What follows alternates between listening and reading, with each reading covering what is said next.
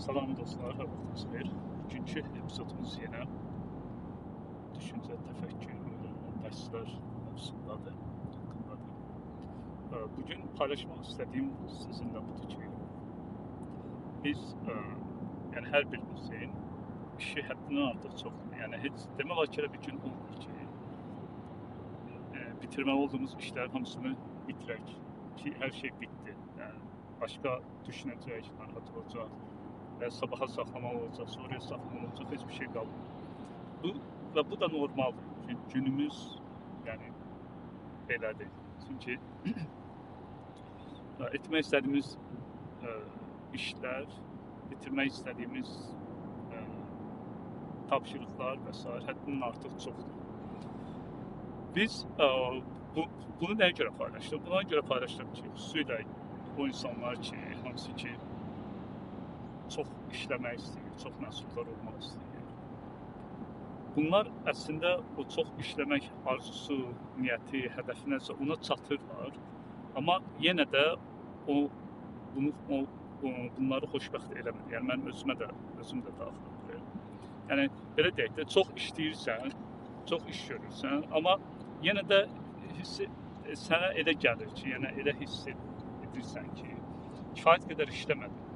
Və bəzən insan özünü günahlandırır, bəzən insan fikirləşir ki, nəyisə səhv edir, haradasa səhv var. Bəzən insan fikirləşir ki,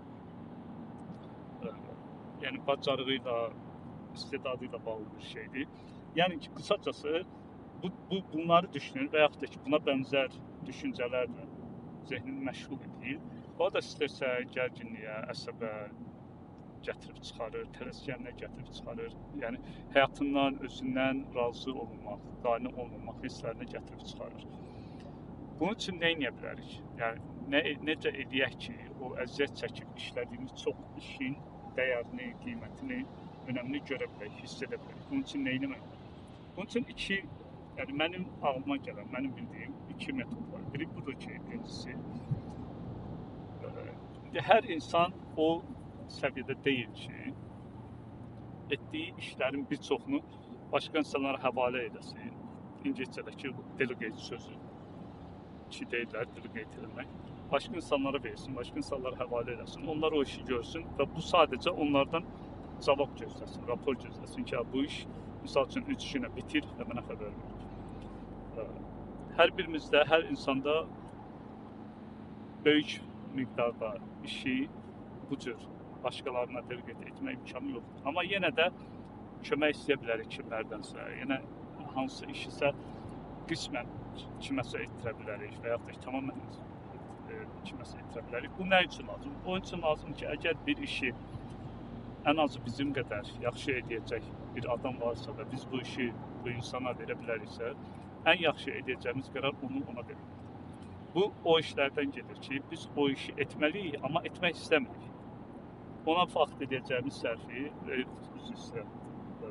zamanı daha bizim üçün önəmli olan, bizim onu etdikdə, məşğul olduqda daha çox bizə enerji verən işə tətbiq edə bilərik. Bu, işin çətinliyi burada önəmlidir. Çünki adətən bizə hansı işlər enerji verir, özümüzü yaxşı hisslədir. O işlər ki, çətin ola bilər. Çətin insanlıq məsələsi. Əsas odur ki, o işin bizim üçün nəsə bir mənası, bir əhəmiyyəti olsun, gələcəyimiz üçün, karyerimiz üçün, şəxsiyyətimiz üçün. Bu işlər adətən əslində çətin işlər. Amma sırf o məna olduğu üçün, bir perspektiv olduğu üçün, nəsə bir bizim üçün bir ekstra, əlavə bir, belə deyək də, bunun bir əhəmiyyəti olur və o da bizə enerji verir.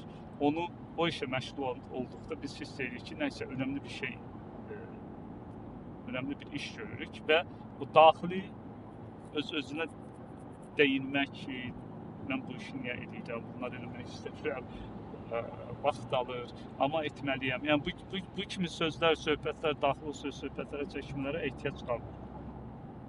Birincisi odur ki, etməli olduğumuz, amma başqalarına etdirə biləcəyimiz, enerjimizi azaldan bütün işləri həvalə eləməkdir başqalarına. Birinci elə biləcəyimiz budur. İkincisi də budur ki, əgər olur ki, bəzi işlər var ki, biz onları eləməliyik. Amma edə biləcək adamı tapa bilmirik. Fərqli səbəblərini tapa bilmirik. Bu sonunda nə etmək və edirik də deyək ki, disiplin var, motivasiya var, iradə var, məsuliyyət var. O məsuliyyət hissi bizə imkan verir ki, biz o işi görək, edək, bitirək. Çox işləyirik, amma yenə də qane olmuruq. Yenə də rahat olmuruq. Günün sonunda yorğun oluruq, amma rahat olmuruq, xoşbəxt olmuruq. Bunun üçün nə edə bilərik?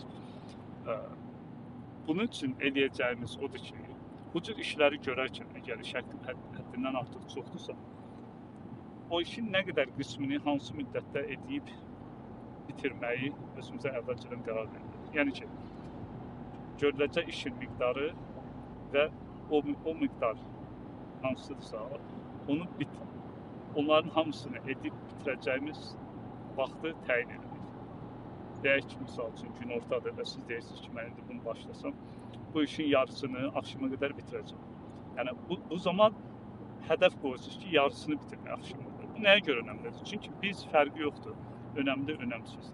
Bir işi edib bitirdikdə, o bitirmə anı ki var, xüsusilə də bunu özümüzə belə deyək də bir hədəf olaraq seçmişiksə və yaxud da ki, ediləcəklər listəsi kimi də, to-do list kimi də düşünə bilərsiniz.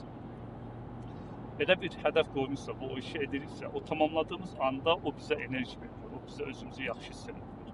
Yəni, bir var, və yaxud dediyim kimi, çox işləyirsən, günün sonunda baxmayaraq ki, çox əziyyət çəkdin, çox işlədin, çox iş gördün, yenə də bir doyumsuzluq olur, bir narazılıq olur, yəni özümüzdən, işimizdən, həyatımızdan fərqi yoxdur.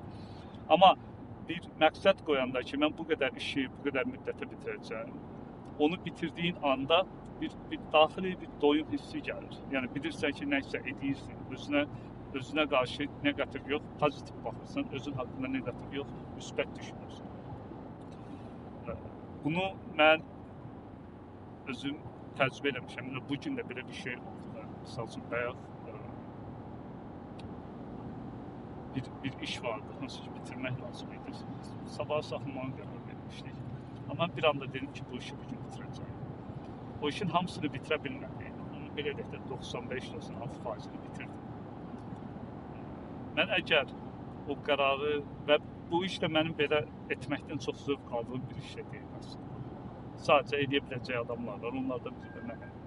Və buna görə də elədim. İndi, yəni, sırf mən bu işi bu qədərini bitirəcəm dediyim üçün, yəni o iki barədə işin belə deyək də iki hissəsi var. A hissəsi, B hissəsi misal. Mən qarşıma qərar verdim ki, bu B hissəsini mən bugün bitirəcəm. Hamısını bitirə bilmədim. Dediyim kimi 95-96 var. Yəni demək olar ki, iş bitdi. Çoxunu bitirdim.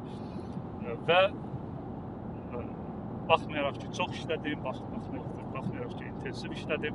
Özümü normalda o qədər işi gördüyümdə mən, o qədər işi etdikdə, heç bir hədəfsiz, məqsədsiz, kör-körünə çox iş edib, çox iş tamamlayım deyib etdikdə, sonunda sən özünü bitkin, yorğun, bəzən də əsəbi, bəzən stres hiss edirsən ki, gördüyüm iş nədir, bir mənası yoxdur və s. və alaxır.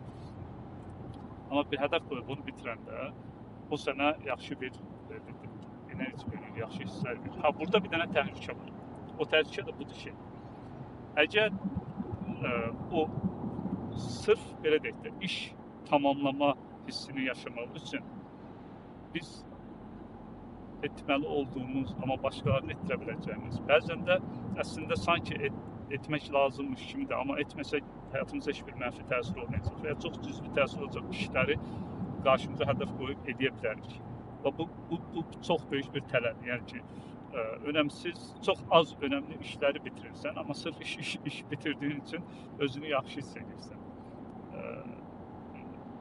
Əslində o vaxtda daha önəmli işlər edə bilərsən, daha yaxşı sənin üçün geri dönüşümü olan işlərlə məşğul ola bilərsən.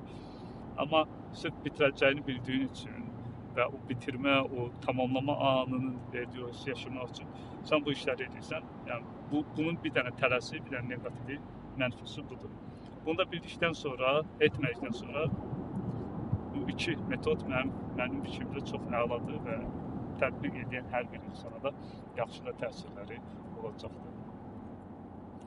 Növbəti epizodda görüşənə qədər. Sağ olun, paylaşın, bəyənin, rəy yazın, özünüzə müğayət olun.